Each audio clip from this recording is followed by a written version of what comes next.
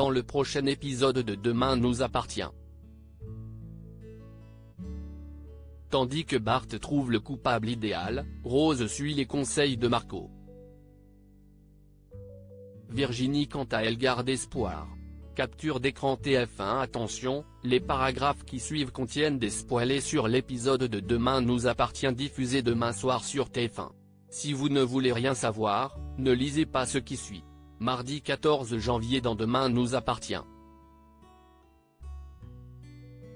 Bart trouve le coupable idéal. Après avoir réfléchi toute la nuit, Bart ne souhaite pas envoyer une personne innocente en prison à sa place. Comprenant que son ancien amant n'est pas prêt à se salir les mains pour se construire un avenir, Hugo lui propose de partir à San Diego avant que la police ne donne son signalement aux frontières. Alors que Bart raconte qu'il ne peut pas laisser sa mère seule pour l'enterrement, Hugo rétorque que cette relation fusionnelle est justement le motif pour lequel Arnaud s'en est pris à lui. Même si le ton monte, Hugo promet de l'aider à s'en sortir puis tente d'embrasser Bart qui le repousse. Pendant ce temps, la police se rend au port pour interroger Ange-Marie à propos de l'affaire Molina. Le docker refuse de coopérer et d'accompagner la police mais Karim ne lui laisse pas le choix. Au poste de police, Ange-Marie avoue qu'il vend des chiens à un laboratoire et précise qu'il n'avait aucune raison de tuer Molina puisque lui aussi faisait partie de la combine. Et pour prouver ce qu'il avance, l'homme indique aux enquêteurs l'endroit où ce dernier gardait l'argent du trafic.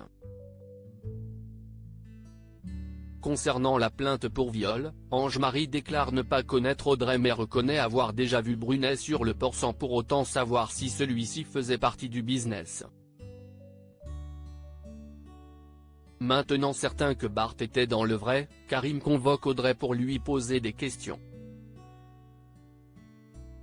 Seulement, la jeune femme réitère une nouvelle fois ses accusations avant de quitter le commissariat. Karim reçoit ensuite Bart auquel il confirme l'implication d'Arnaud dans le trafic de chiens. Quand le policier lui parle de Victor, Bart répond qu'il ne l'a jamais vu sur le port ou chez lui. À la morgue, Georges informe Pauline que la médecine légale a fini son travail et qu'elle peut désormais disposer du corps de son ex-mari.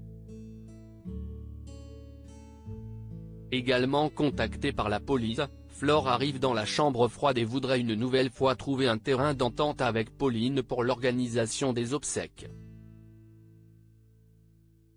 Mais rien n'y fait, Pauline n'entend pas raison et menace encore de faire un esclandre si elle vient aux funérailles.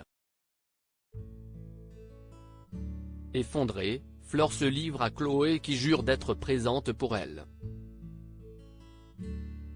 En fin de journée, Bart et Hugo s'arrêtent devant la maison des Brunet. Le fils Valorta révèle avoir trouvé la personne idéale à faire tomber pour la mort d'Arnaud. En effet, Victor est le coupable parfait dans la mesure où il n'est pas un enfant de cœur et que la police cherche depuis longtemps à le faire tomber.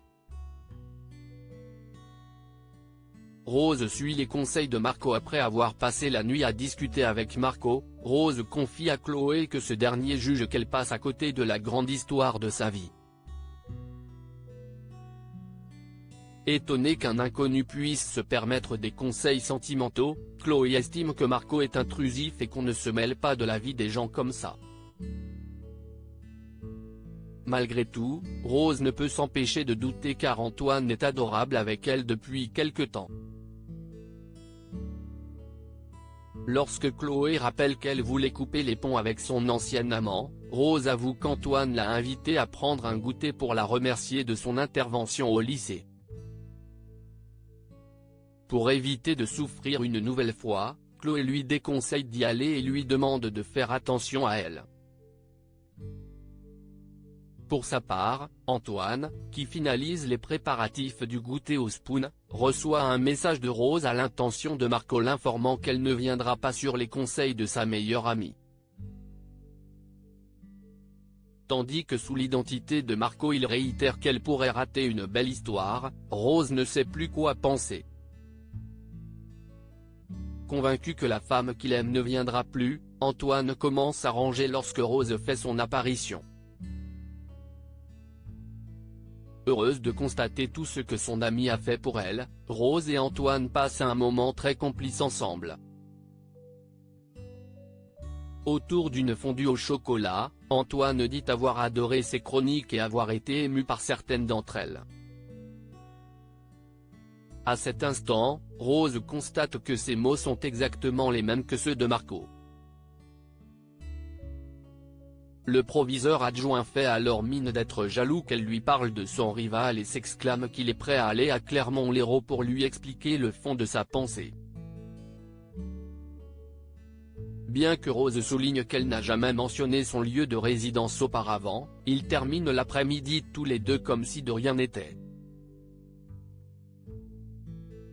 Virginie garde espoir, toujours déterminée à faire la guerre à Martin. Jules ne compte s'arrêter qu'une fois qu'il aura eu gain de cause. Et pour ce faire, il accroche au mur de la salle à manger un portrait de Michael. Quand le couple le découvre, Virginie le somme de retirer la photo mais Martin montre que cela ne lui pose pas de problème qu'elle soit là où elle est.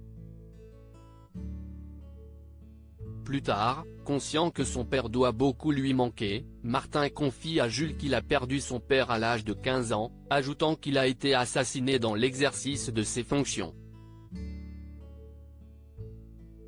Tandis que l'adolescent le questionne pour savoir s'il aurait accepté de vivre avec l'homme qui a ordonné de tirer sur son père, le commandant Constant répond simplement non.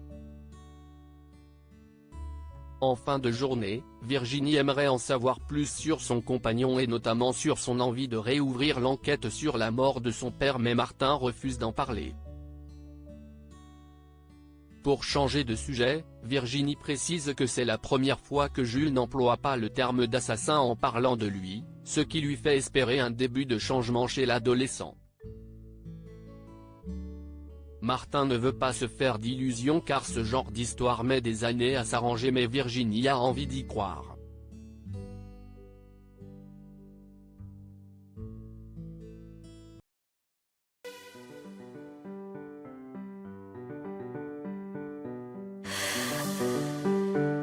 나